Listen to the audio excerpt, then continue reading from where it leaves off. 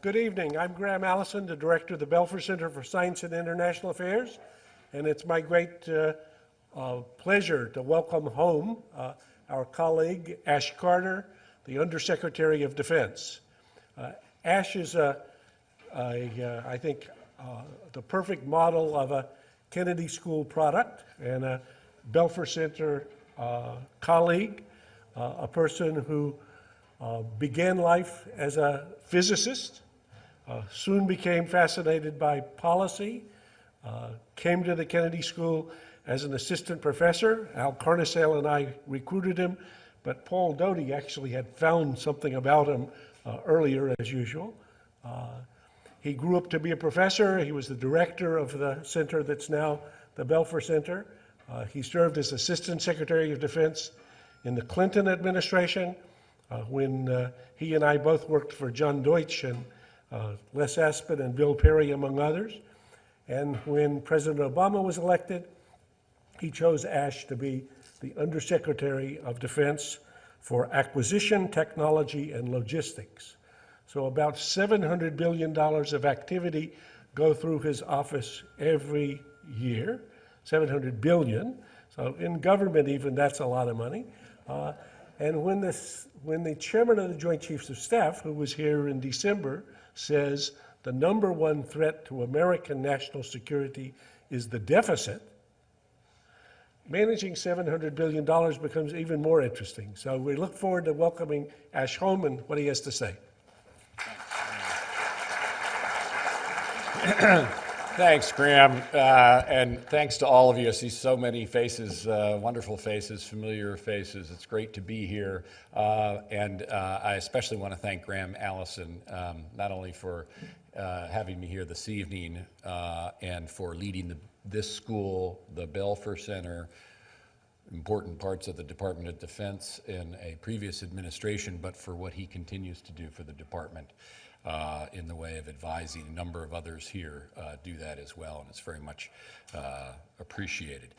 The occasion of my visit is the meeting of the Belfer International Council, and I want to acknowledge all the distinguished members of the council that are here, and I look forward to seeing you all later this evening.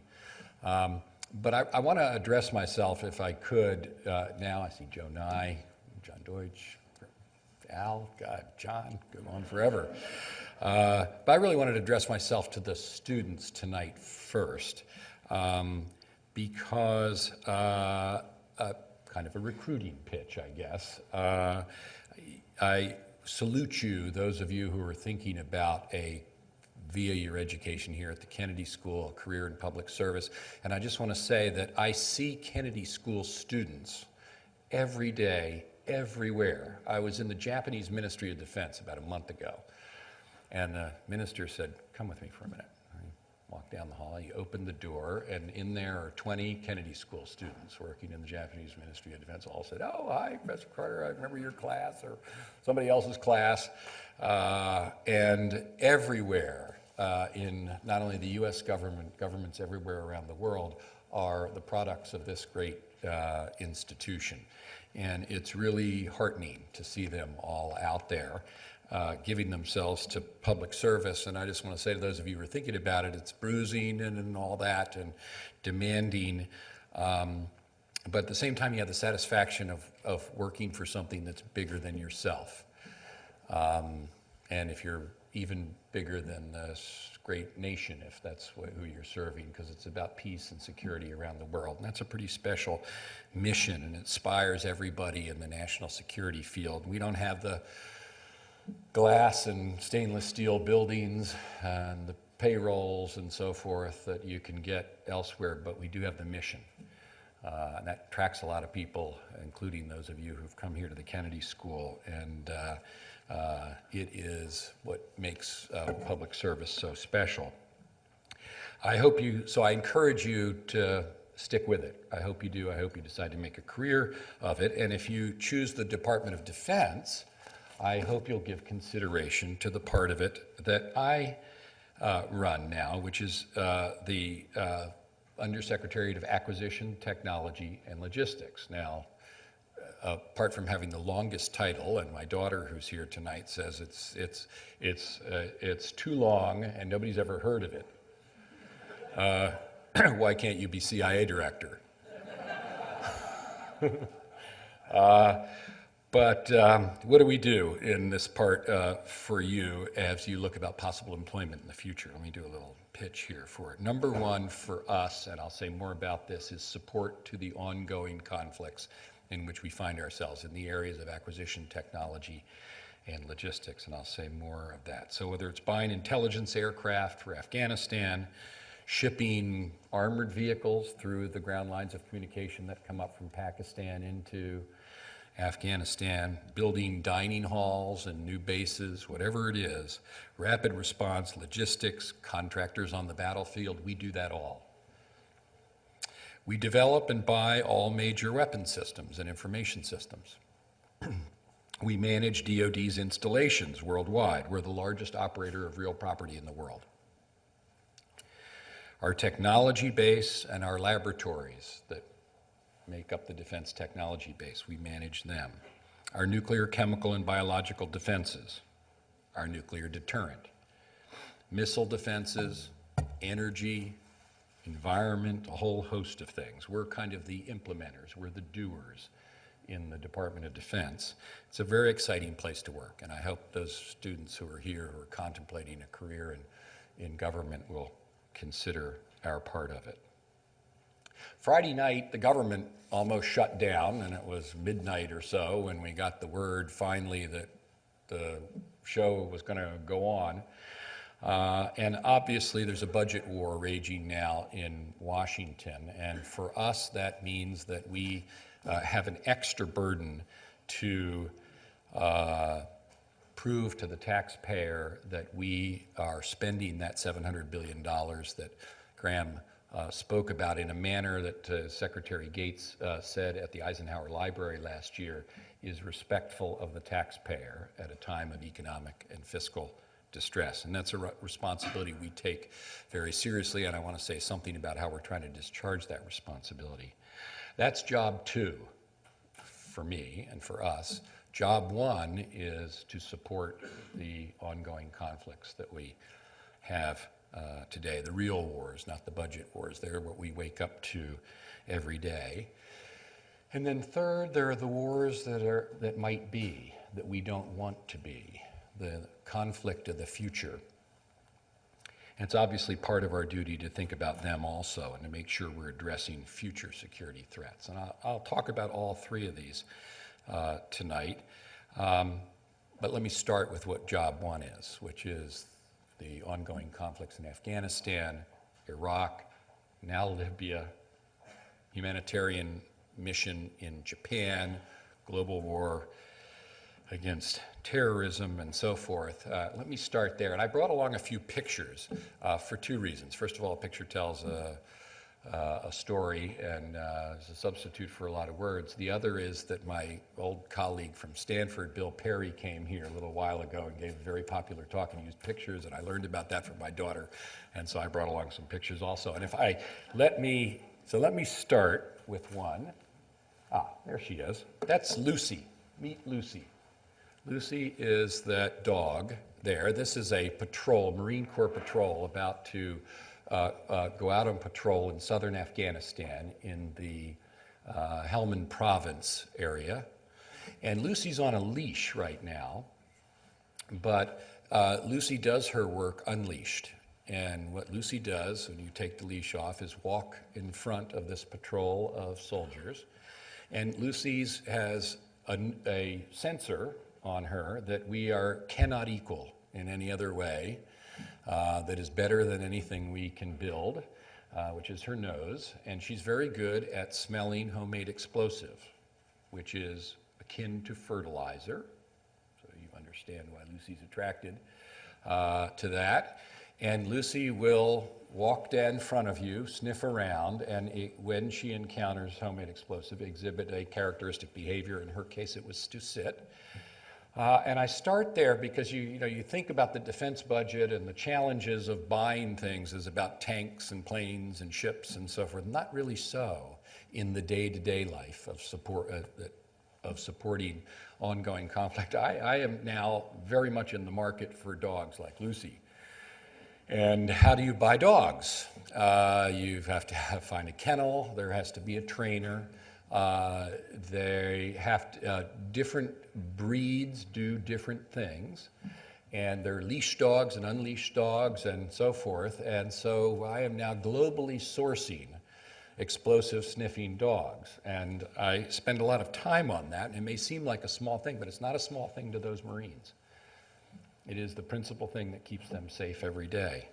Another picture here. This is a MRAP all-terrain vehicle. This is a armored vehicle designed specially to protect the soldiers within the capsule atop the chassis from the effects of homemade explosives, which are now being used by our enemies everywhere in Afghanistan. And it's an all-terrain vehicle because Afghanistan's so different from Iraq. Iraq, we had MRAPs, but they didn't have independent suspension. Afghanistan, mountainous, very rugged terrain. Iraq, flat. And in the summer of '09, as we were going, it was clear we were going to go into Afghanistan. The President made the decision actually in December of that year. There were no MRAP ATVs in Afghanistan.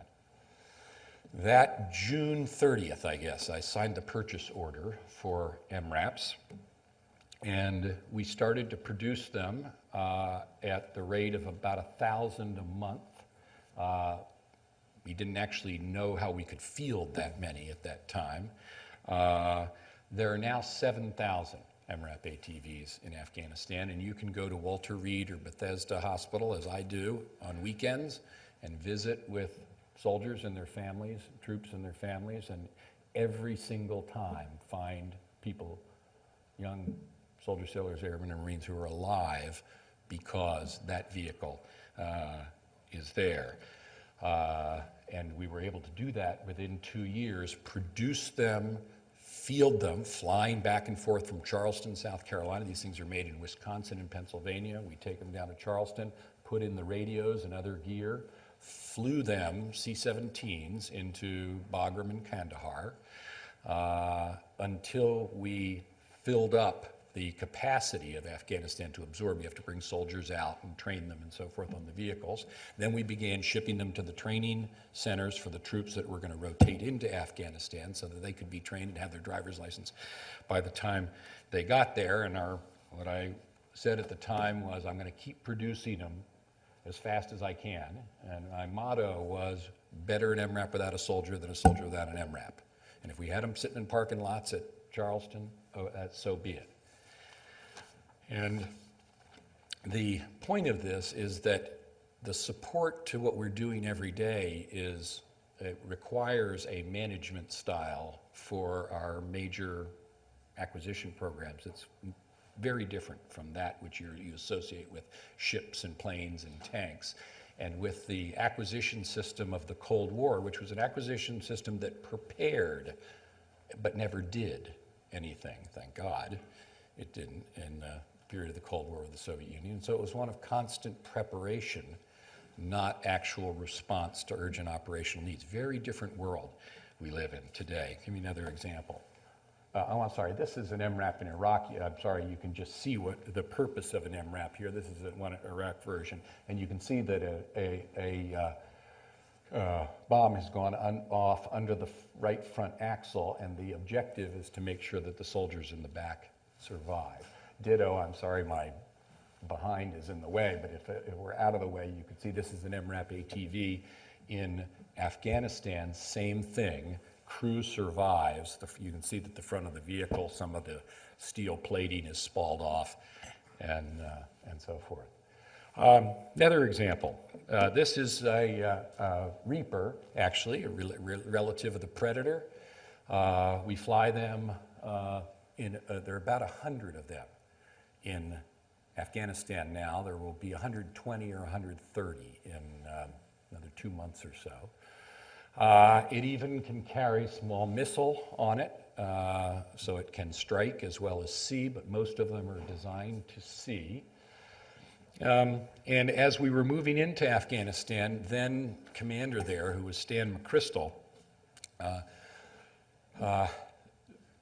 said one morning to me and Secretary Gates that he was only able to service 15% of the requests for overhead surveillance that he received from the field, 15%. And I realized at that point that there was no way I was ever going to satisfy that demand with more Reapers. We weren't going to put in 7 times as many. And so we began to think of other things, and I'll show you what we thought of and what is being done in Afghanistan today. This is the view from a helicopter, and we're flying towards a new base there. You can see it in the horizon there. That cleared area is a brand new forward operating base that we just built. It's in a place called Spin Boldak, which is in the south of Afghanistan near the Shaman Gate, which is one of the 2 major entry points from the east and from Pakistan, this time heading in towards Kandahar. And now Spin Boldak is a great example of an isolated base, relatively small base. We've now built hundreds of bases there in the last year and a half. Isolated base that would never, ever, ever be able to get Predator Reaper coverage. There just isn't enough of it. Instead, over Spin Boldak is that, an aerostat, a tethered aerostat, which is a poor man's Reaper, but everybody can have one. We can afford to give one to everyone. And so over Spin Boldak, and now again many, many of our FOBs and COPs in Afghanistan is one of these balloons. And it's remarkable to listen, as we can, to the people's reaction in the area. This is something that can look down the road at a market and see whether the market's open, what's going on, surveil the road approaching the base. Is somebody bearing an explosive there? Look around the perimeter of the base for the safety of the people on the base. It's a terror to the enemy, who we listened, and the balloon goes up and they say, what does that mean? And it must be looking at us all the time. It actually does not look everywhere all the time. But they don't know that, or they don't know where it's looking at any one time. And people who in a town nearby and so forth are comforted by it because it's always surveilling them and always protecting them. So I give you these 2 examples of, well, 3 examples of Bluesy and MRAP and Reaper as a style of, a style of response that is month by month, week by week. Not 10 years, not 15 years. It's 10 days, 15 days to get something that's good enough in so that we can be as effective as we possibly can be. It's very different from the 10 and 15-year-old programs of record, I'll come to them shortly, that drive the budget.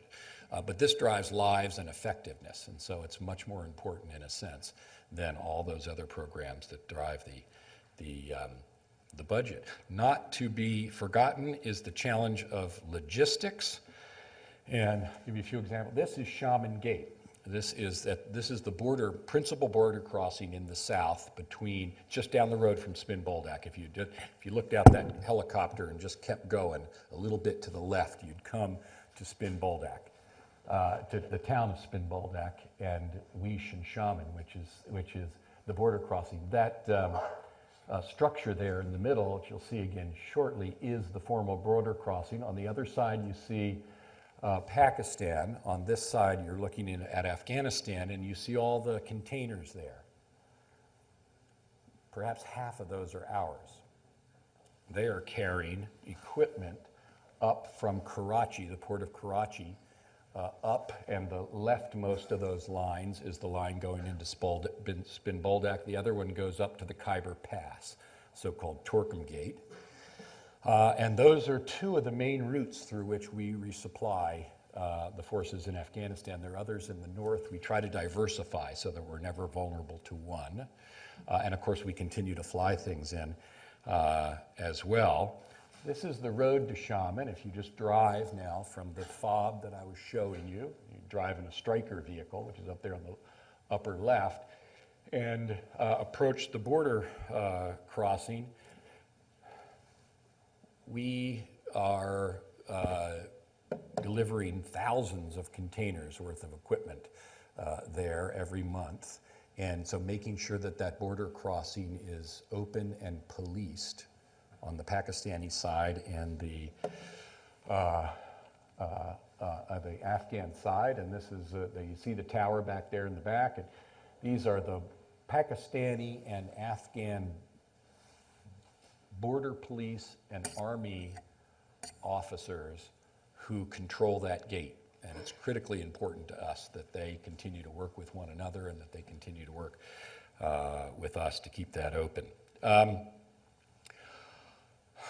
Up north, fuel. This is Bagram now, Bagram up in the north. And we need fuel for our aircraft, for our vehicles, to run generators, which run the power at our operating bases. And there you see the trucks, fuel trucks, and the way we source fuel, which is another critically important part of logistics in Afghanistan, is this. You show up at the gate in your truck. We do not convoy, we don't buy, we don't ship it ourselves. It's all privately done. Somebody shows up at the gate, and we pay by the gallon, test the fuel, park the truck there a little bit. You see it parked among the HESCO barriers there just for a day or so, just to make sure that nobody has any other ideas than delivering fuel, and then take the fuel out. And you'd be interested to know that what we pay per gallon at Bagram is about what you pay at the pump here in Boston. The alternative is that, which we're doing a lot of, which is airdrop for isolated FOBs and bases, airdrop, the things in the netting. And for every month since last May, that is May of 10, we have been doing more airdrops in Afghanistan than were done in the whole Battle of the Bulge. Every month since last May. So I wanted to start there. I want to now turn to this question that everybody's reading about in the newspaper, which is the defense budget, which is in part driven by what you just saw, but mostly driven by other activities, other programs, and the management of that budget for our current security and our future security is what you expect to be attentive to the budget limits that we now face. We know we're not going to enjoy over the next decade the double-digit year-on-year growth that the Defense Department has enjoyed in the years since 9/11. That's not happening. This is at least one reason for it. You've all seen this, the deficit.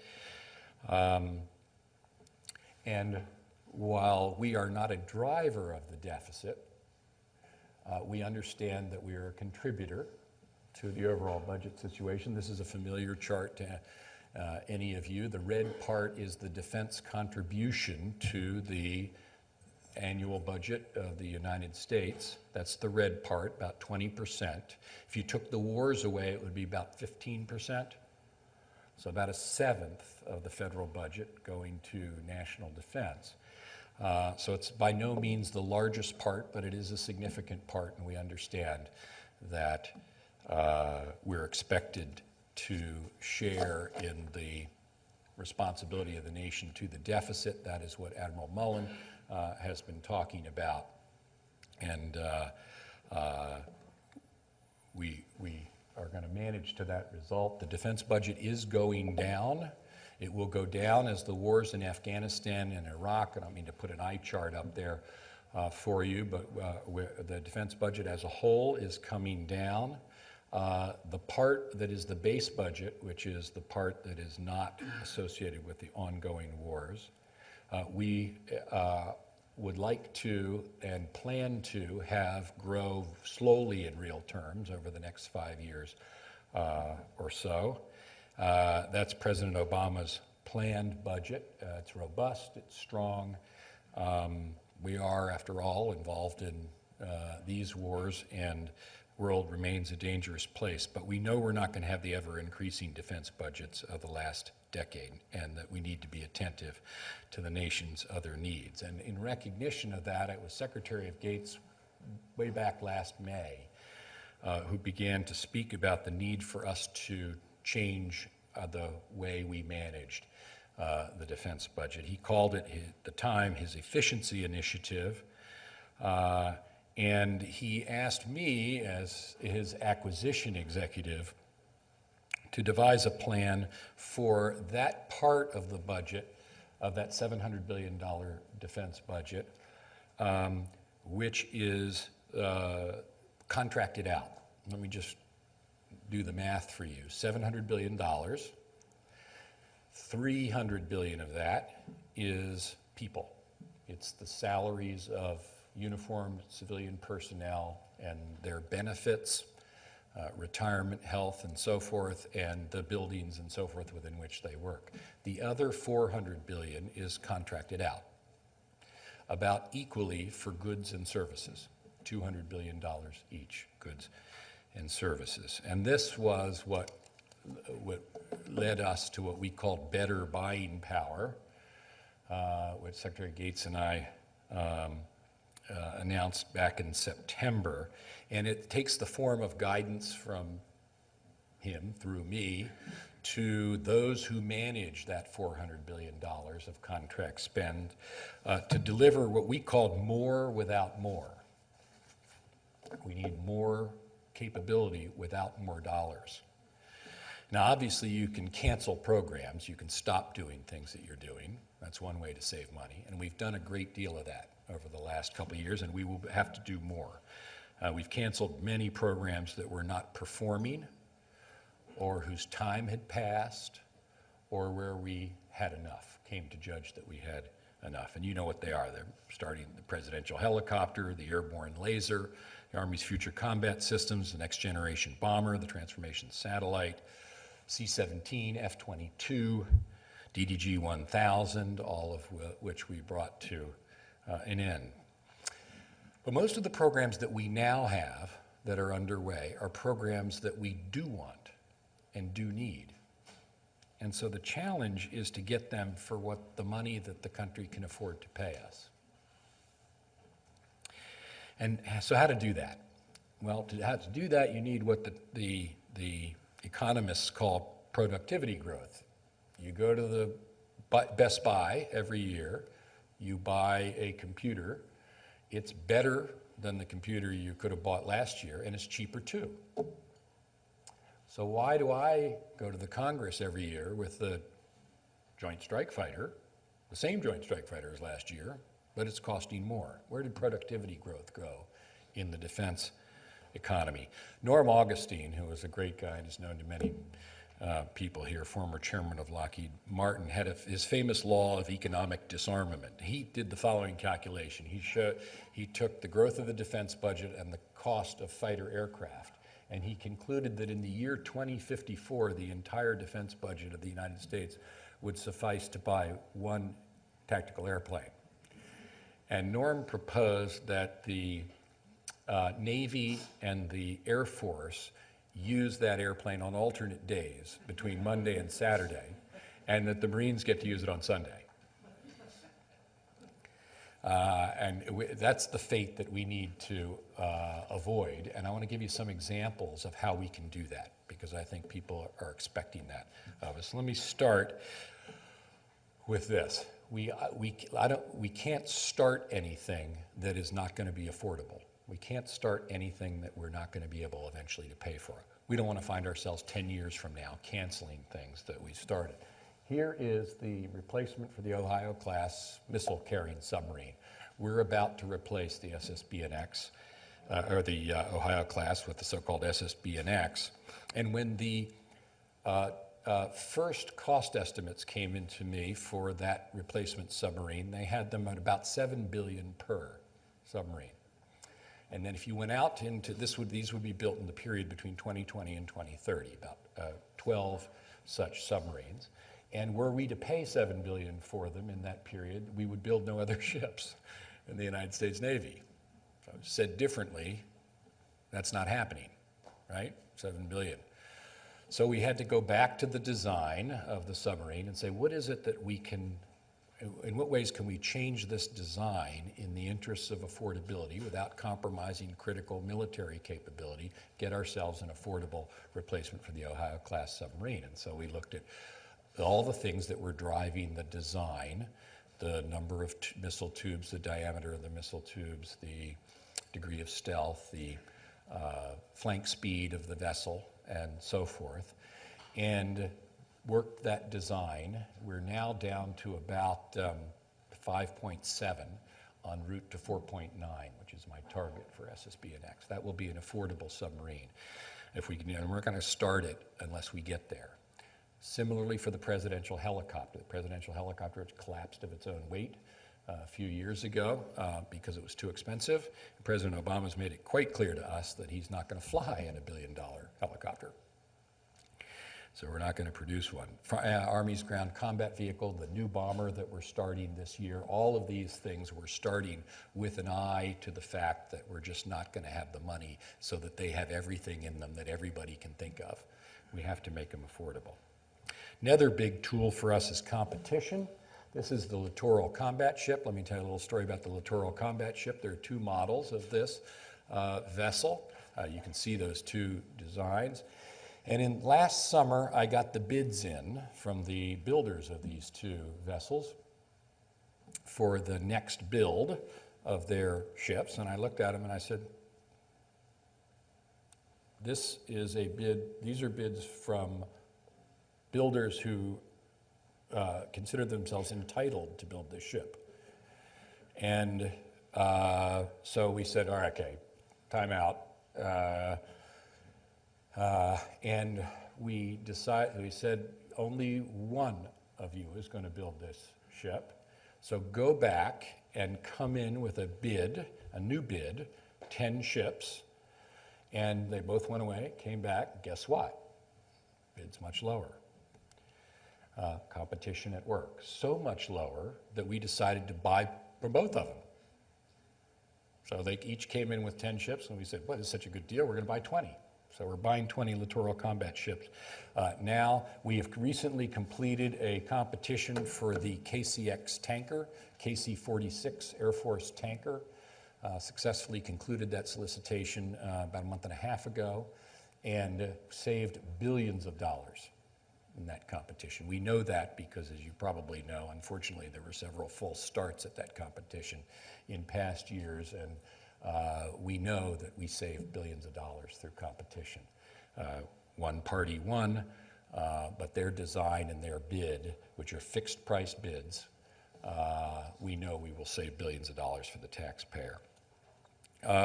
Where you don't have competition of the kind we have with LCS, for example, the Joint Strike Fighter, which is an airplane, 3 variants of it that we really do want to succeed and do need. We can't afford to build 2 of them and compete them against one another. And in cases like this, the performers of the work compete with themselves. That is, they compete for profit. It's just like if you're running a marathon. Most people who run a marathon are not running against anyone else. They're running against the clock, they're running against themselves, they're running for their personal best. So in these sole source situations, like we have with the F-35, the trick is to make the performers of the work compete against self.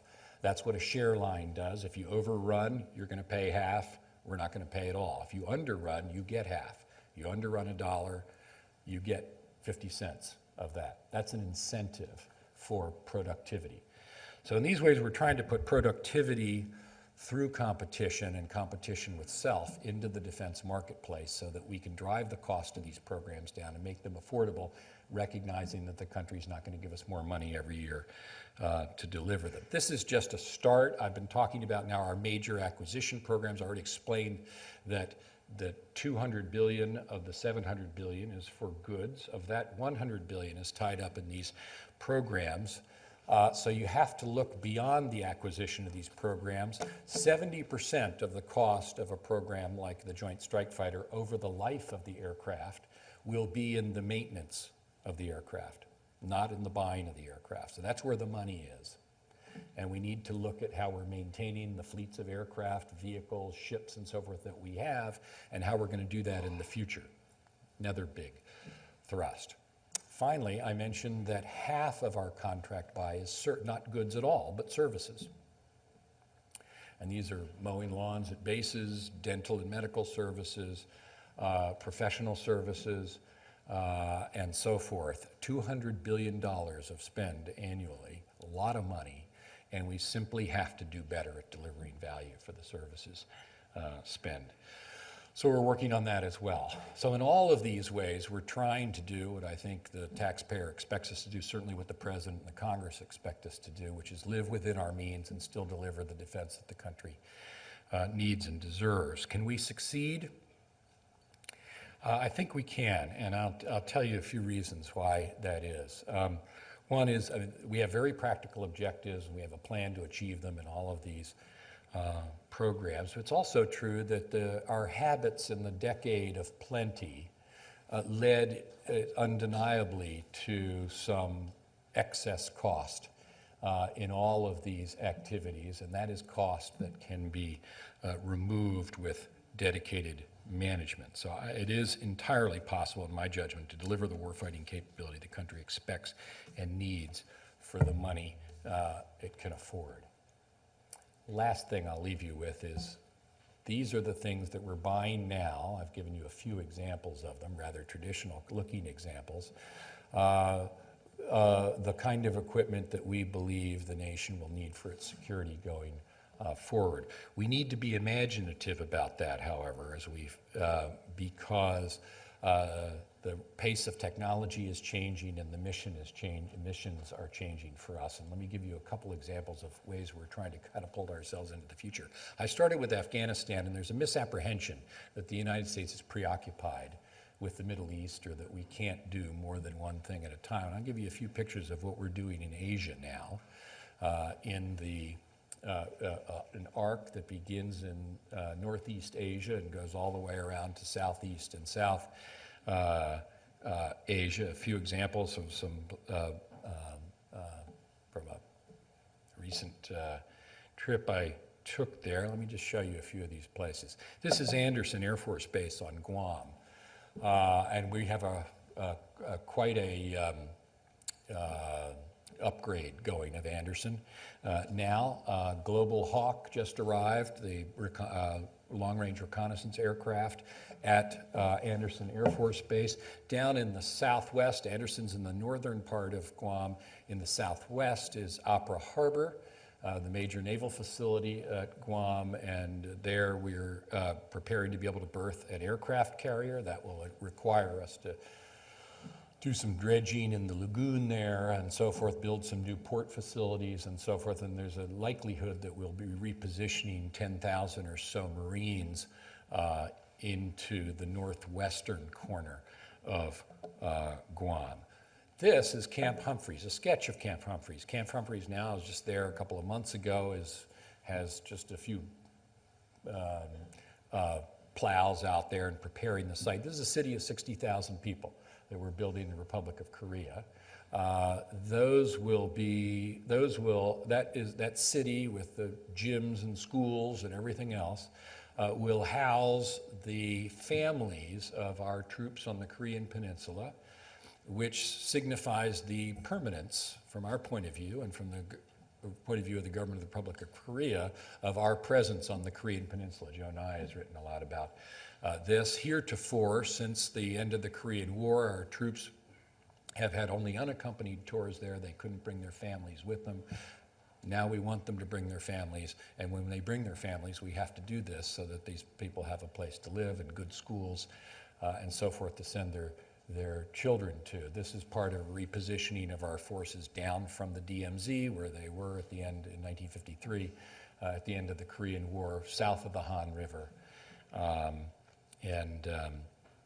So I say this because I think there's a misapprehension that we are preoccupied with CENTCOM, and that is a perception that is concerning to me. Joe Nye's written about it recently. It's not true.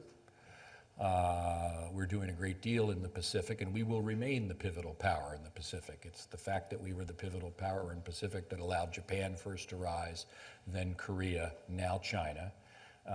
And that has been a fact of importance for that region, and it's not a fact that's going to change or is changing anytime soon. And the last thing I'll mention, which I don't have a picture of by the very nature of the beast, is the investments that we're making in cyber protection. An example of a future potential field of conflict. We want to be the best in that field.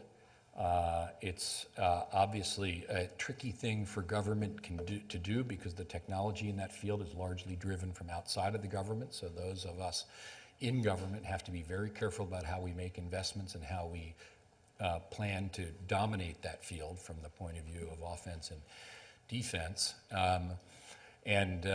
The principal thing that we're doing right now, and you see us even in this new budget making important investments there, is to make sure that we have a diversity of scientific effort going on in this field, that we don't have a monoculture, that we don't get too preoccupied with our own way of doing things. So we're deliberately creating diversity in the technology base for cyber, that's obviously more expensive than consolidation, but we're doing it because we think that's an intellectual necessity of the field of cyber warfare. So in all of these ways, the wars that are now, the wars that we hope never occur but might be, and one way to make sure that they don't occur is to make sure that we're ready for them. And in the management of the budget today, we're trying to be responsive to what we understand the country expects of us. That's the president's expectation of us in the department. And I think you can see that that is an expectation that we certainly understand and think is reasonable, but I think it's an expectation we can meet. We meet it with careful management and aggressive management, but it can be done. And I think that we will do a better job at explaining to the public the necessity of continuing investments in defense if we're also at the same time able to show them that we are attentive to the value of the dollar and getting value for the dollar. So thank you all very much for your attention tonight. Thanks for being here, and thanks to Grant for having me. We'll give you some questions. Yeah. So the first question is, what does Ash do in his spare time? Since no, the floor is open for questions. There are microphones here on both sides on the ground floor and also up at the loge. And let me get you to stand up. Put your question, identify yourself, put the question briefly. We have one speech at a time, only Ash tonight. And then he'll answer the question. And let's start, go ahead there, but we'll start with this loge. Here, please. Right. Thank you, Secretary Carter. My name is Jason Israel. I'm a second-year Master in Public Policy student here. My question is about China. We've spent a lot of time studying China this year and our U.S. strategy toward China, and we found that there's a direct correlation between how much we're concerned about China's strategy, especially in the Pacific, and our acquisitions within defense. And I was wondering if you could comment on the tie between those, our lack of military-to-military direct relationship with China at the time, and if you see that improving and how that might be able to reduce our cost for things like SSBNX and the LCAS and things like that. Thank you. It's a very good question, and the rise of China is a fact of great significance in the Pacific and in the world, and a betting person would say that the rise of China will not be accompanied by or necessitate conflict between the United States and China. Certainly we don't seek that. But at the same time, it's important, and I think Joe has written about this recently, that it be clearly understood that the rise of China is not a factor that is going to disrupt what has been a very good system in East Asia. I used the phrase earlier this evening of the pivotal power. The United States has been the pivotal military power, not to say the only or the dominant but the pivotal military power in East Asia for a long time. That's been very good for East Asia. And our remaining so is not inconsistent with the rise of Chinese military power. We have a very good relationship with the Chinese military. We seek to do more. Transparency is a great thing between militaries to make sure that everybody understands what I just said, which is that there's nothing inevitable, there's certainly nothing desirable about military conflict in the United States and China. At the same time, those expectations need to constantly be managed. And we manage them both through direct contact, and we manage them by showing, as I tried to indicate here, that the United States isn't going anywhere, and that our activities in East Asia are on the move as well, as they have to be. And that's not by any means something that's entirely about China. It's about the region as a whole. But it's something we can do, we will do, we are doing, and nobody should make any, should have any misapprehensions about that. Thank you. Let me pick up on that asterisk for a second and see if Joe wants to say something. He and I were out in China in January in a track 2 conversation when Secretary Gates was there. And one of the dramatic moments for me was Secretary goes to see Hu Jintao, the president of China, and it's a kind of a stilted, almost scripted situation. But in any case, he says, well, I was somewhat surprised when I arrived today and your forces disclosed your first stealth fighter. So here's Hu Jintao. His face doesn't move at all. Just he's looking like he's puzzled. So he turns to this guy beside him and whispers in Chinese, what the hell's going on, okay? This guy says, he don't know. Hey, what's the hell going on? He goes, 6 people down. Finally, there's a military guy there who smiles, okay? So now maybe this was stage managed, but otherwise it sounded like the communication wasn't too good. Just say what you want to say about it. There is an interesting problem, Ash, as you know, that the party has full control of the military. No Chinese general can say something bad about Hu Jintao, but they have no operational control because basically the Standing Military Committee is not doing daily operational things, and 7 of the 9 members are military, and there's no NSC. So when you get to a case like Graham said, where Hu Jintao, the president, is sitting with Gates, and they test their stealth fighter, and who doesn't know about it, part of the reason is that there is no operational control. Mm-hmm. And that's really difficult and dangerous for us. It is. And so I wonder if you'd say a little bit about how we can deal with that. I can, because the Secretary's described that moment publicly, Secretary Gates has, and the way he said it was, Hu Jintao rolled out the red carpet for me, and the PLA rolled out a new stealth fighter. So there's a disconnect there, and the scene was exactly as Graham described it, which is why it's important that, not everybody's going to get the word about how things need to go in order to go safely. And that's why showing a little bit by demonstration is an important thing to do. There is, we observe, that disconnect. And certainly the government of China, represented by Hu Jintao, has the same understanding that I opened with, which is this is not necessary, not inevitable, and certainly undesirable.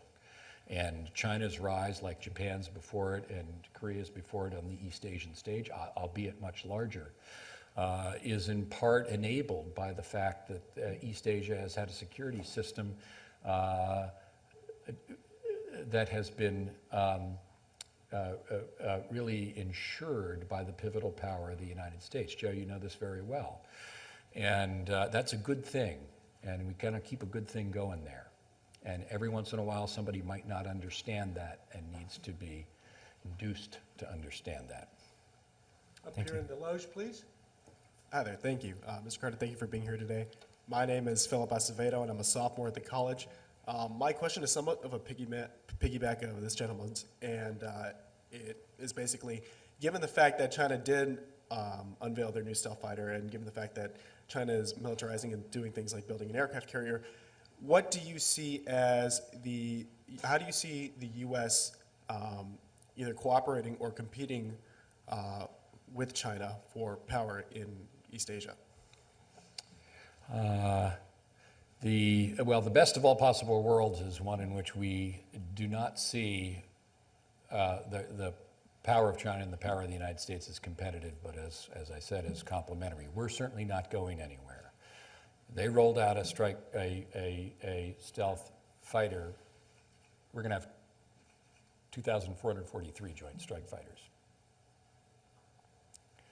So I think the idea that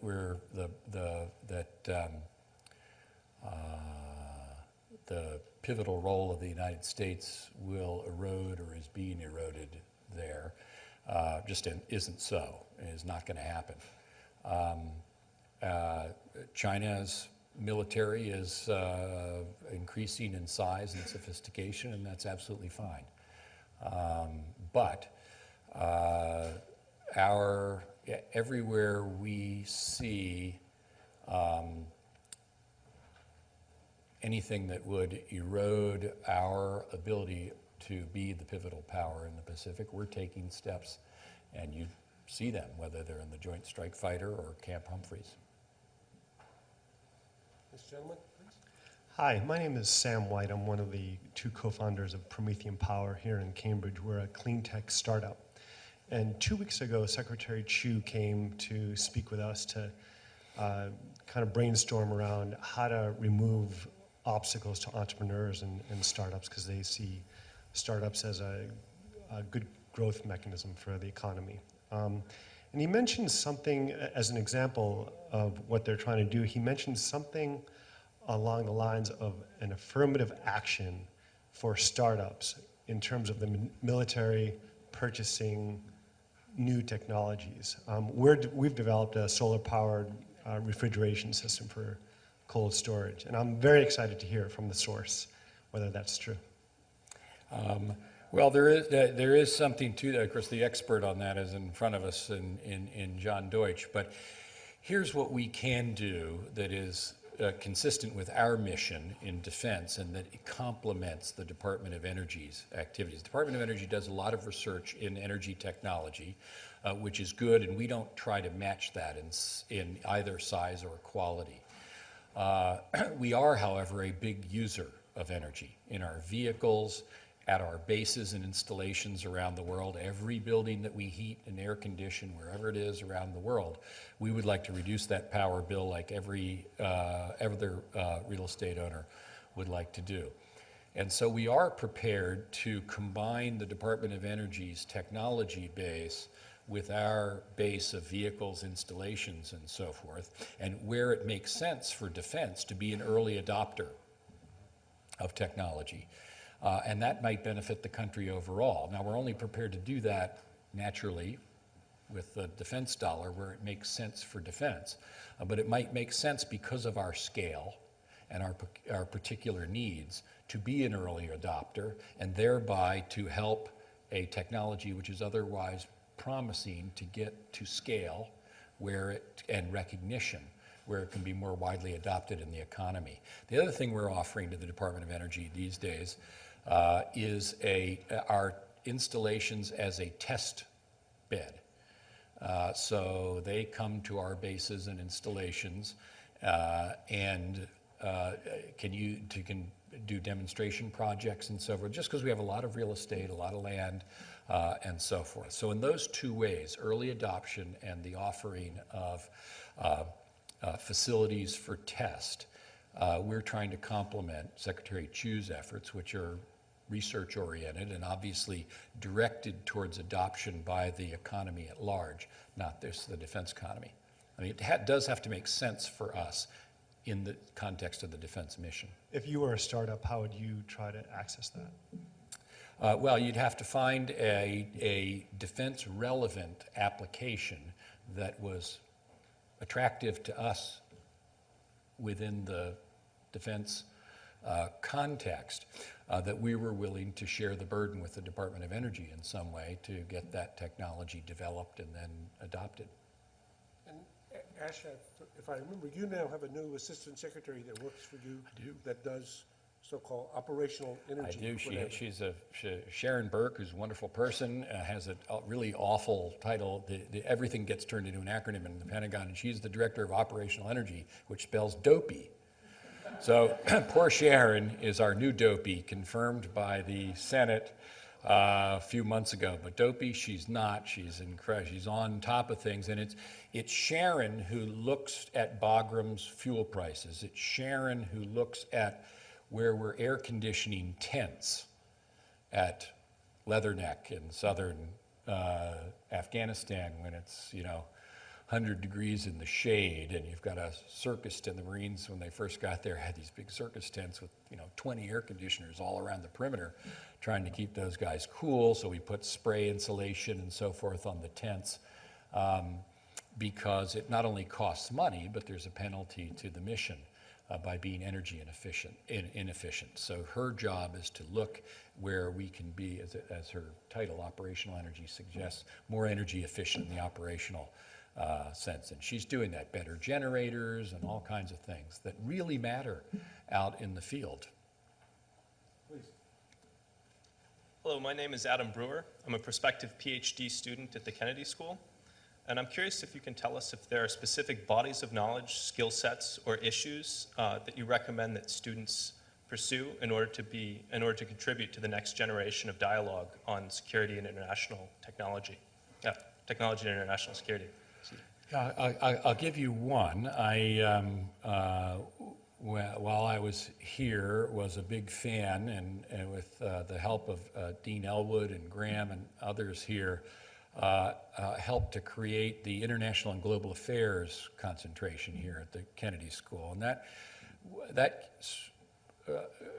the wellspring of that was the feeling that I had, but was certainly shared by everyone here, that the Kennedy School in its birthing was very Washington-oriented.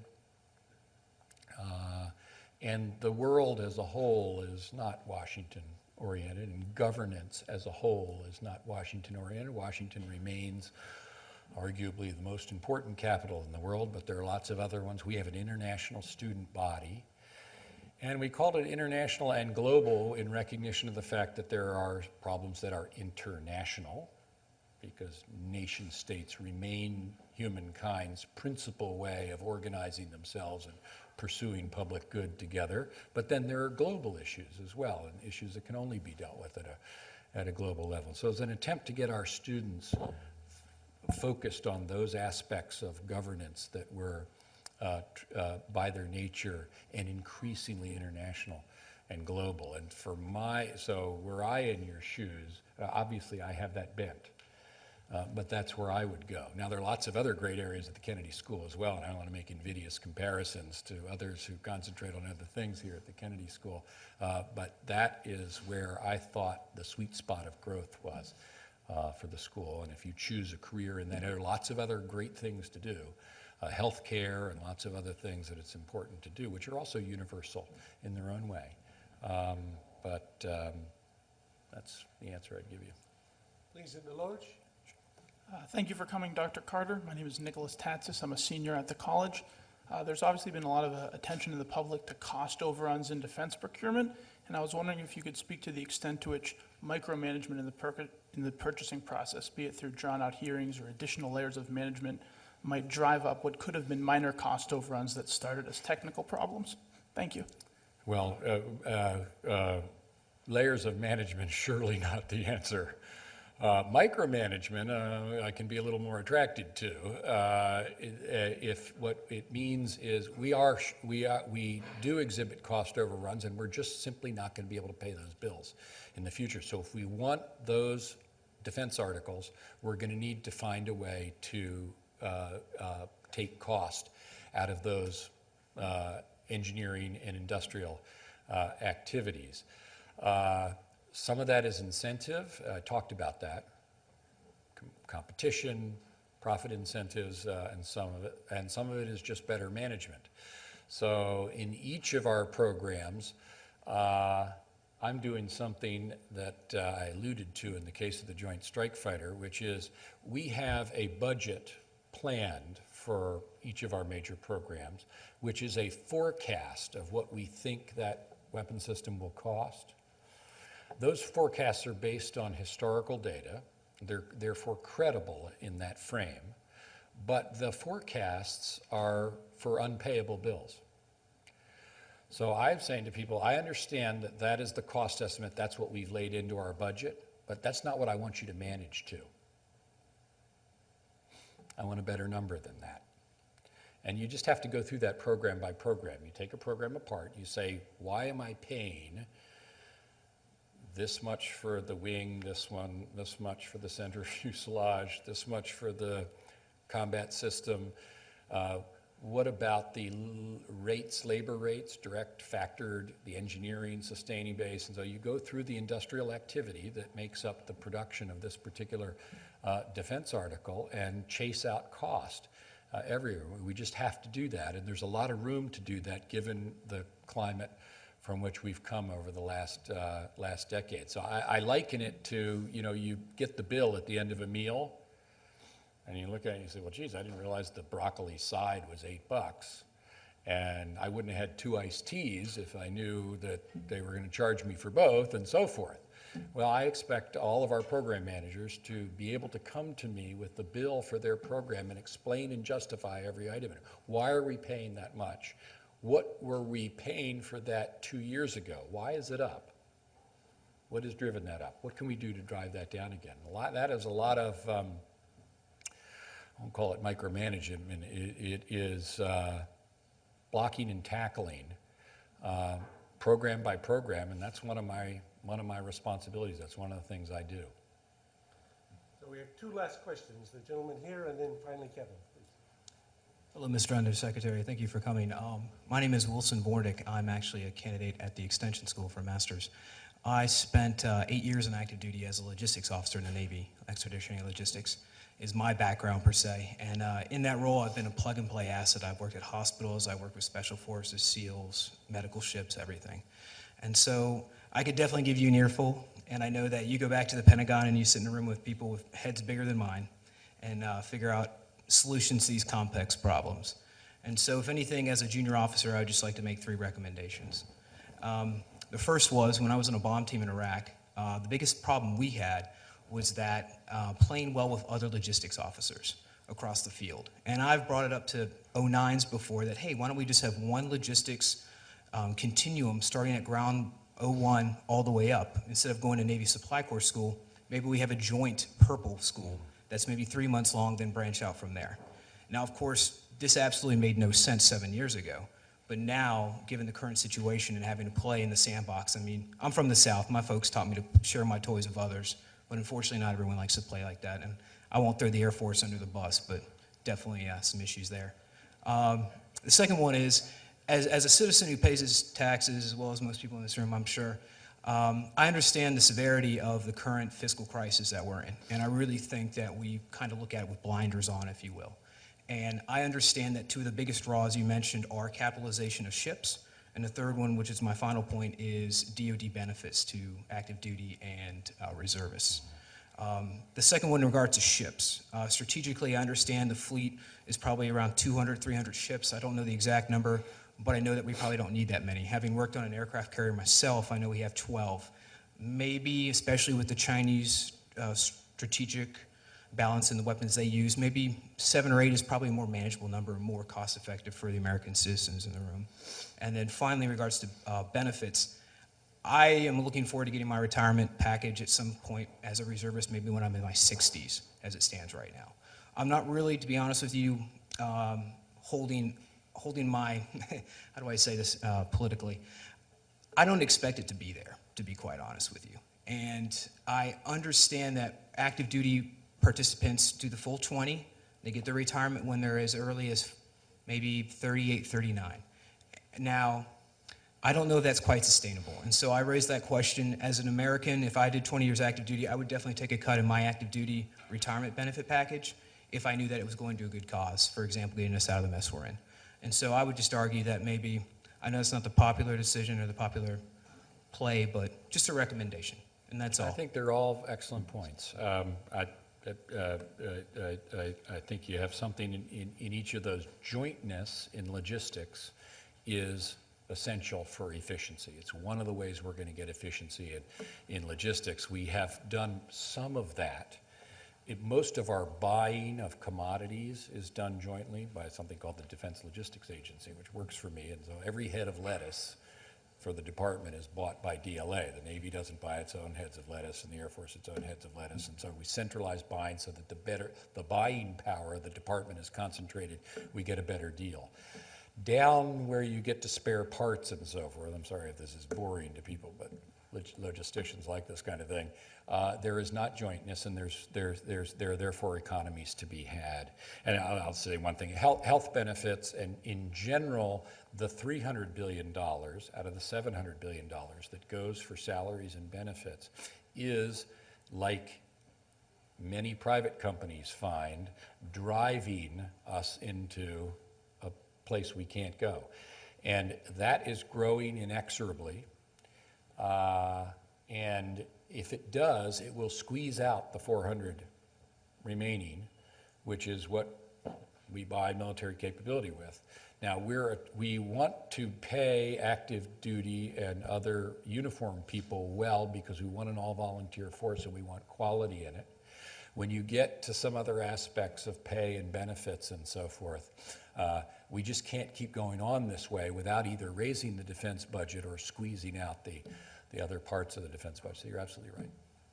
Last question, Kevin Ryans. Introduce yourself. Kevin is the Executive Director of the Belfer Center and a retired Brigadier General. Thank you, sir. And thanks, Dr. Carter, for coming here. So my question is about strategy.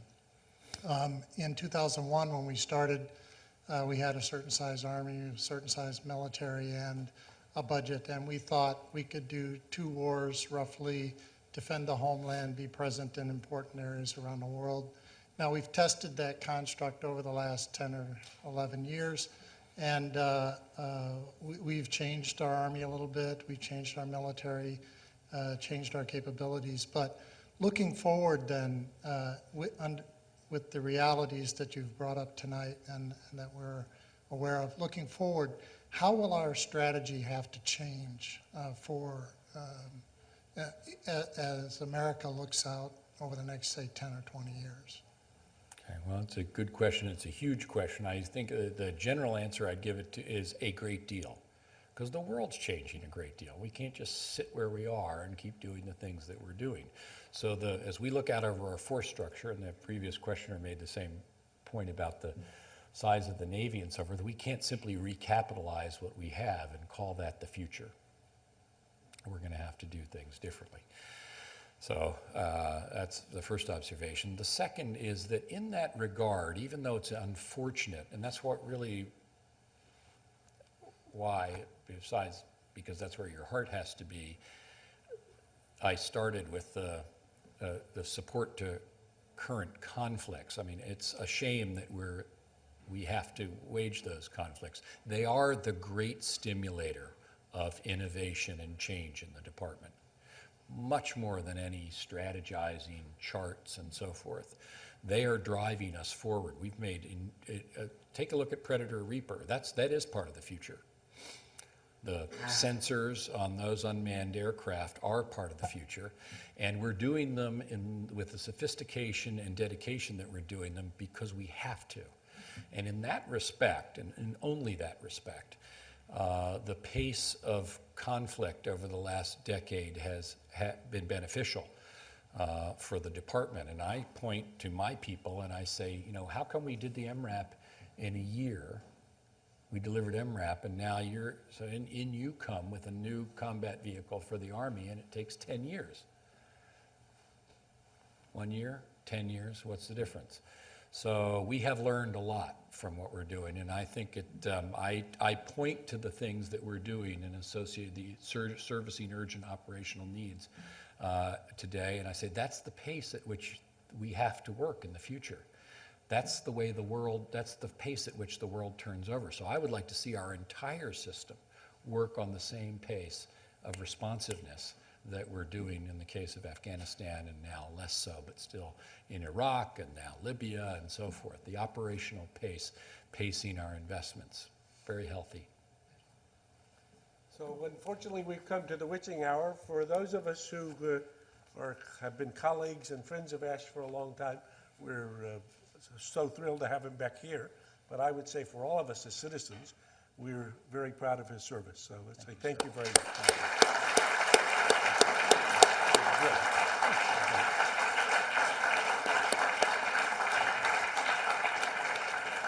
This is your daughter? Yeah. Hey.